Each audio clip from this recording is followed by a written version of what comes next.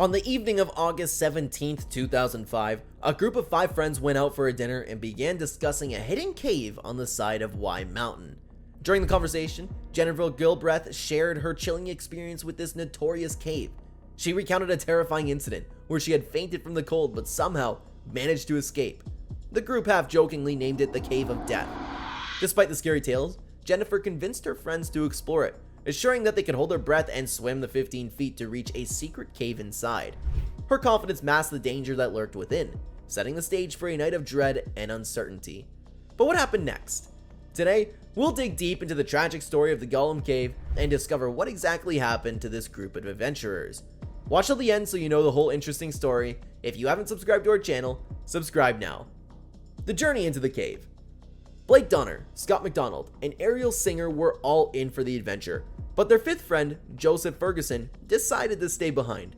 Unwilling to squeeze into the cave's rocky mouth, he chose to wait outside, keeping a lookout for their return. The entrance into the cave was anything but welcoming. With its water-covered floor and a mere 4-foot height, getting inside meant crouching down and navigating a nearly 100-foot-long tunnel filled with shallow water. While this might deter casual hikers, those in the know were drawn into the hidden cave within.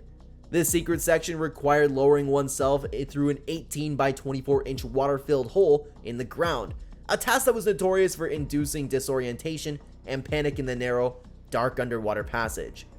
Late that night, the group decided to brave the cave's cold, uninviting depths. By the time they arrived, it was almost 4 a.m.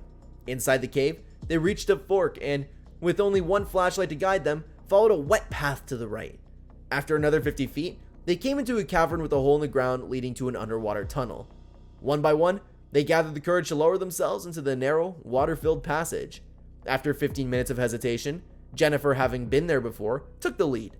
The group watched as her head disappeared under the water, leaving only ripples behind. The tunnel was as cramped as the coffin, just 2 feet and 4 feet high. Blake, Scott, and Ariel followed Jennifer's lead, and one after another into the claustrophobic passage. A rope stretched through the tunnel to aid their navigation, tied to a rock to the entrance and a log in the second chamber. Losing grip of this rope was perilous, especially if the clear water turned murky from disturbed sediment.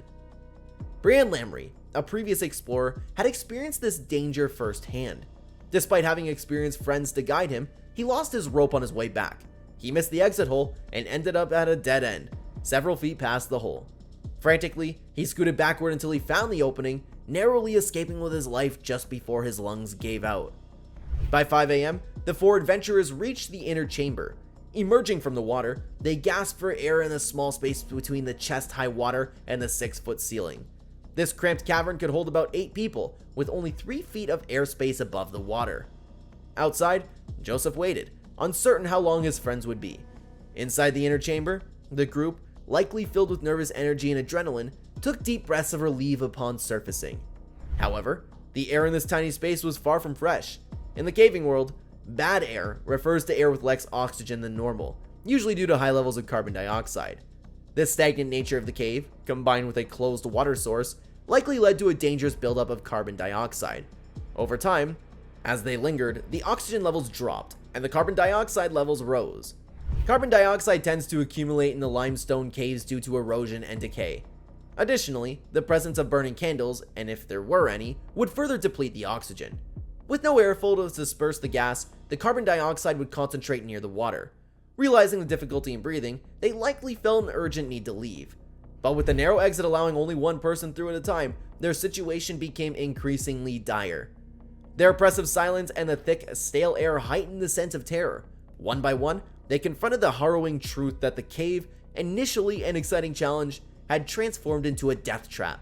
The walls seemed to press in closer, the air grew heavier, and their hearts pounded as they struggled to remain calm, desperately hoping they could all escape the suffocating darkness. The panic rushed back. Jennifer, being the first to attempt the exit, struggled desperately to find the exit hole as her breath began to run out. With the cave's oxygen levels potentially around a critical 10 to 12%, she had barely a minute before the threat of unconsciousness engulfed her.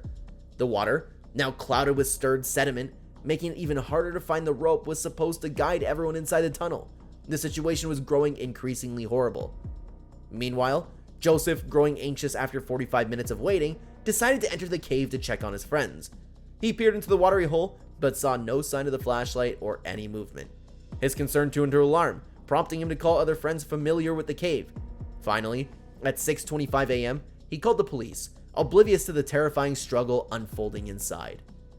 As Jennifer's battle for breath continued, Ariel, Blake, and Scott remained trapped in the inner chamber, suffocating in the stagnant, foul air. Feeling the effects of rising carbon dioxide, Ariel, in a desperate bid for survival, pushed herself forward through the dark, narrow passage. Her hands reached out desperately for the exit, only to find the lifeless body of Jennifer blocking the way.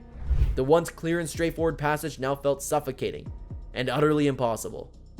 Blake and Scott, meanwhile, were left breathing the rapidly deteriorating air, as their chances of survival dwindling with each second. The discomfort turned to agony as the need to escape grew more urgent. Blake, driven by desperation, entered the water-filled tunnel, but the encounter with Ariel and Jennifer's bodies intensified the chaos. The small, dimly lit space offered no respite, and the panic within the group escalated. Ariel, unconscious and on the brink of death, blocked the already tight passage, making it nearly impossible for Blake to move past her. Scott, still in an oxygen-depleted chamber, was facing his own battle. The oppressive air and rising panic made every breath a struggle. As he entered the tunnel to reunite with his friends, he quickly discovered the blocked passage in a dire situation. The realization that escape was almost impossible set in, and in his compromised condition, he might have swiftly lost consciousness. The cave that promised adventure had transformed into a nightmare. Each friend, trapped with the terrifying confines of depleting oxygen, faced the grim reality that their adventure had become a fight for survival against undefeatable odds. The cave's oppressive silence, combined with the group's rising panic, created an atmosphere of sheer terror. The tragic discovery. When the rescue teams finally arrived, they immediately set to work pumping water out of the cave while simultaneously pumping oxygen in. Their goal was to provide any remaining survivors with much needed air. The effort successfully lowered the water level by 2 feet, making it safer for the rescuers to enter and start their search. However, it took nearly 4 hours from the initial police call before the first body was found. Amid the pitch black tunnel, the lifeless body of Jennifer was discovered just inside the entrance. The scene was grim and desperate. Hours of searching revealed Ariel, Blake, and Scott together, all facing the exit hole in a final, futile attempt to escape. Jennifer's body may have inadvertently blocked the others' exit, sealing their fate. One of the bodies was found lying on the tunnel floor, while the other 2 were floating. Autopsies confirmed that all 4 had tragically drowned. The horrifying evidence pieced together the scene that painted a heartbreaking picture of their final moments.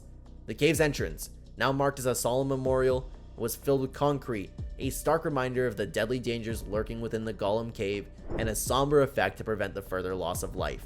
This tale serves as a chilling testament to the cave's unforgiving nature, where the thrill of exploration turned into a nightmarish fight for survival. The once hidden cave now stands as a warning to all, its dark, watery tunnels forever echoing in the silent screams of those who ventured too deep.